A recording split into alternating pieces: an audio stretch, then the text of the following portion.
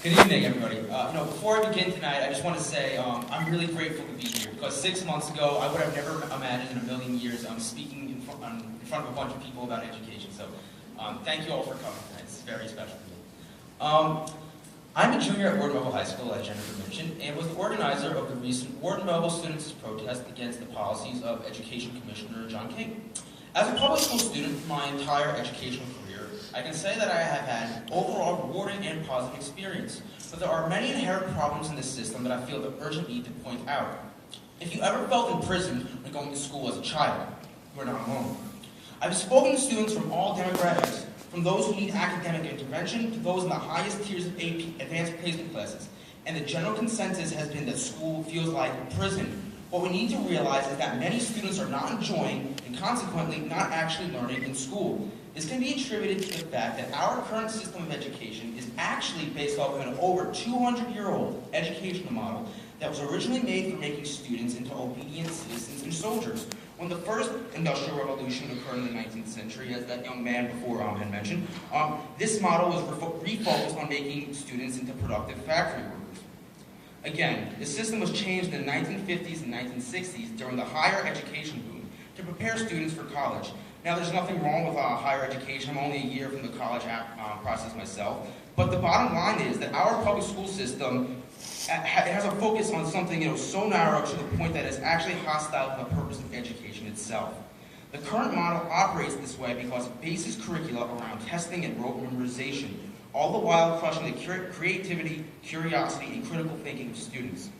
Since the middle of the previous century, individuals in government and business have sought to reform this system, such as by legislation like the Elementary and Secondary Education Act and the No Child Left Behind Act. However, to call these laws reforms would be completely errant.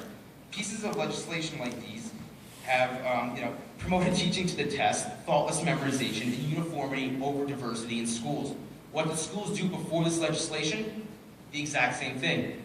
The Common Core Learning Standards, curricula and standardized tests that are a part of the Federal Race to the Top Education Initiative, have been hailed by many commentators as a much-needed reform.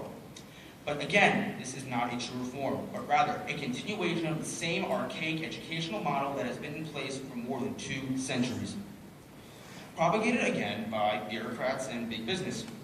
As a student going through the system, I can attest to this. On the first day of school this year, for instance, I received a syllabus in one of my classes that stated that the purpose of that class was to prepare me for the readings examination in June. Rather than learning the intrinsic value that class's curriculum had to offer to me, I was being trained to be a proper test taker in the name of college and career. In that class, as well as another, I literally cannot go 5 minutes without the teacher mentioning the Regents. In those classes, you are not taught to think critically or curiously, but rather, in terms of how many points you will receive on an exam, utterly destroying any divergent thinking that a student might possess. This is mainly due to the annual Professional Performance Review, otherwise known as APPR, as Shervat mentioned, which is the teacher evaluation system that was implemented with the Common Core in New York State.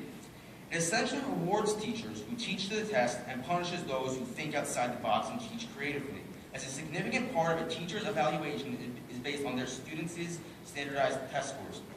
Furthermore, the mandated tests in question, which are responsible for crushing the creativity and love of learning in an uncountable amount of students, has and will cost millions of dollars for school districts to implement, forcing them to cut electives, sports, after-school extracurriculars, special education classes, increase class sizes, and especially at the Regents level, and other school services.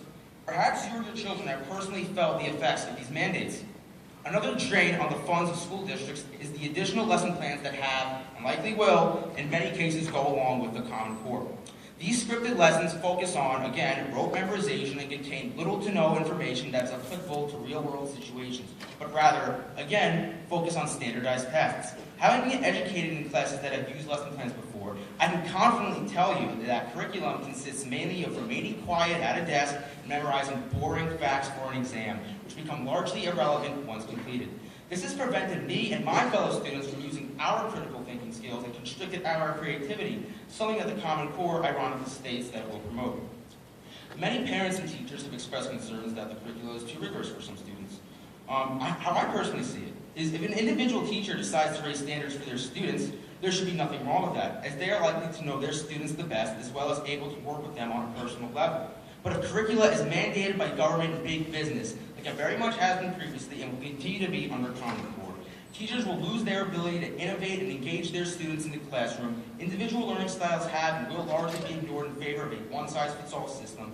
School districts will continue to have to allocate more of their budgets to fund these largely boring curricula with little to no educational value, all of which will have and will destroy a student's level of learning.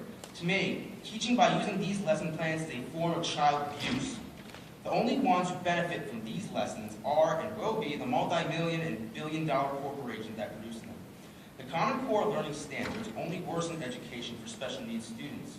Not long after the No Child Left Behind Act went into effect, masses of students across the country were diagnosed with having ADD, ADHD, and similar behavioral disorders and put on medication, as many students refused to pay attention in school because they were just plain bored and disinterested in the teaching to the test curriculum. I was one of those students. Diagnosed with attention deficit disorder at the age of 8, I was put into a special education class and medicated with Ritalin, all due to the fact that I was perceived as, at the time as being developmentally behind because of my lack of interest in test-centered education. Hundreds of thousands of students have been misdiagnosed as I was and have had similar experiences. Not only is this harmful for the students who are being erroneously diagnosed, but because of the money required to provide services for these students, many students who are in desperate need of academic support have a difficult time obtaining or are unable to completely get special education services. Right now, my own brother, who is on the spectrum of autism, is unable to go to the elementary school that me and my sister attended because the funds for special education are being used on students who rightly feel bored and disenfranchised with school. Common Core perpetuates this debacle with its continued emphasis on standardization and rote learning. In conclusion, our education system is outdated and not preparing students to be independent thinkers. Common Core offers itself as a solution, but all it does is perpetuate the archaic system of education, continuing to make school feel like a prison to students and preventing teachers from educating. Last year, I was one of the few people in the nation who had the honor of receiving a 5 on the Advanced Basic World History exam. I'm not saying that to brag. I'm saying that to say I have been through the system. I have, sat down and obeyed, and, just listened to, all this, just regurgitated information and not critically thought. So I'm not just some kid complaining. I have been through the system. I am speaking out against it because it does feel like a prison for many, including myself at times. I don't know about you, but a significant portion of the student population with a cynical view of school and learning is troublesome to me. We must come together and get rid of this anti-student, anti-teacher, classicist, racist, and one-size-fits-all system of education that only serves those with wealth and power, as well as reforms like Common Core that only seek to extend it. Our education system must be reformed to be one that is centered on the student, one that allows them to love learning and apply their education to what they want to do in their lives, rather than on dull testing, which only serves the interests of bureaucrats and big business. A system that fosters creativity, curiosity, imagination, ingenuity, and critical thinking, skills that are actually needed in our lives, rather than mindless obedience and regurgitation. And lastly, an education system that actually promotes learning, not blindly accepting authority to become a complicit, ordinary cognitive machine. Thank you.